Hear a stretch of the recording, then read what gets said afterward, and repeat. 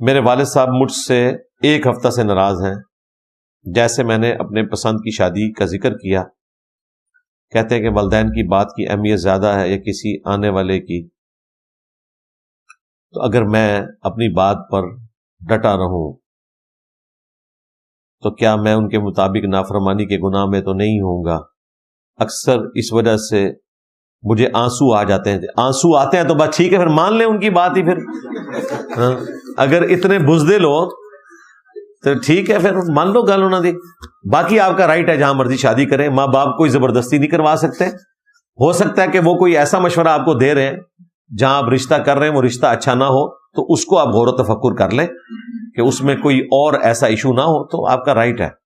لیکن پھر اس شادی کے بعد آپ کی بیوی ان ماں باپ کے ساتھ نہیں رہے گی. ہاں، اگلے پچھلے بدلے لان گے اس ہوتے بیچاری ہوتے. یہ آپ نے ظلم نہیں کرنا.